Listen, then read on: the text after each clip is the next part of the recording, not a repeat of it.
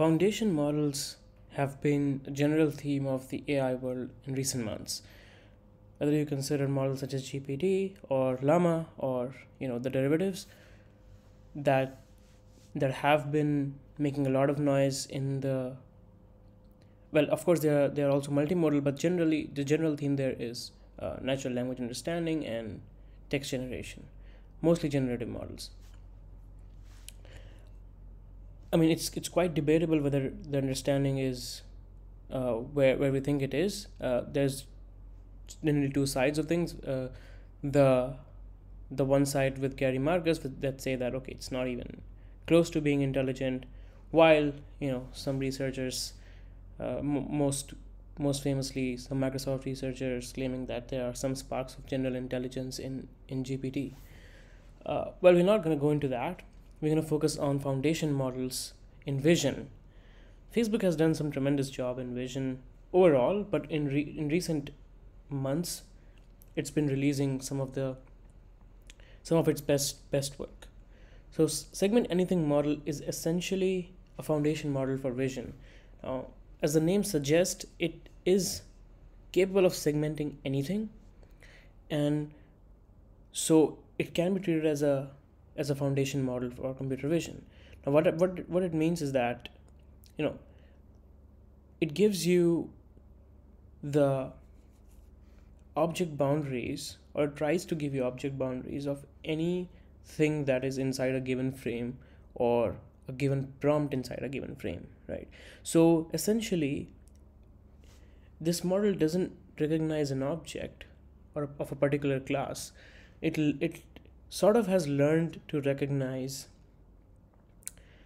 any object's boundaries, right? So for just to make a human analogy, is like, for example, we are operating as Sam in real world, because think of an object. If you have not seen that object before, so you don't know its class, essentially that label is missing, but you can still segment it properly. You can still tell its boundaries, right? Which is sort of what SAM does.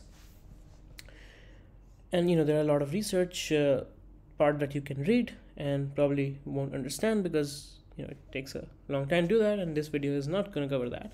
I'll just give you some quick overview of the scale of it, right? It has been trained on 1.1 billion mask labels, over 11 million images.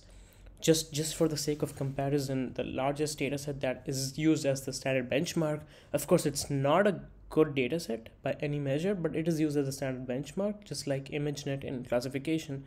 The COCO dataset in detection contains only 125k or so images in training set. So what is the use of this? It's pretty slow. These models are quite large.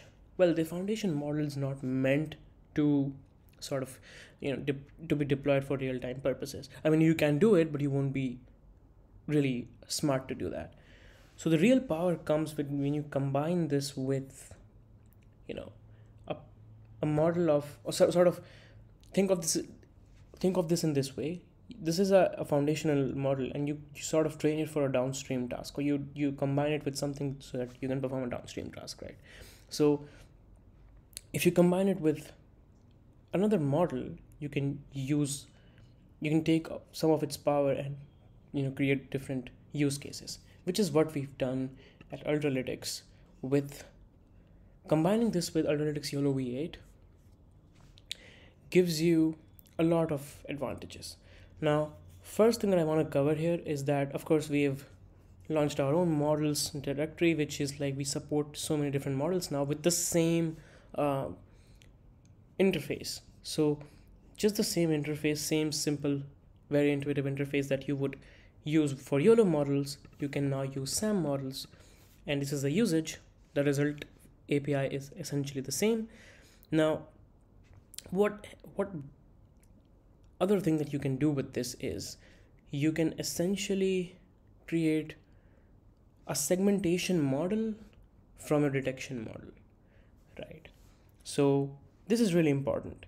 In computer vision, if you have worked in this field even for a short time, you realize that bounding box detection is quite an easy task when compared to segmentation, because labeling takes a lot of time for segmentation. It's very costly. Now, what if there was a way to train a detection model and simply using that get a automatically get a segmentation data set, and then you can use that data set to train a segmentation model which you can then deploy. All of this will be much faster than labeling data sets. So here's what we have done. We've built this auto annotation feature that takes a detection model, and you can choose any of the SAM models that we support, and it using that detection model, it will create segmentation labels of those detections essentially, and then you can use those labels to train a segmentation model. So this sort of brings down I think sometimes even days or weeks worth of work to just a few minutes. And here's the API, how you can use it. It's pretty simple, pretty intuitive, and this is something that's really exciting, something that we've been putting out on social media, but not really very in a detailed fashion. So I just thought I should cover that. And yeah, I think this is pretty much it for this one. I'll cover more of these topics in coming videos, and maybe how you can contribute in this Ultralytics YOLO repository. But I guess that's it for this one. Thanks.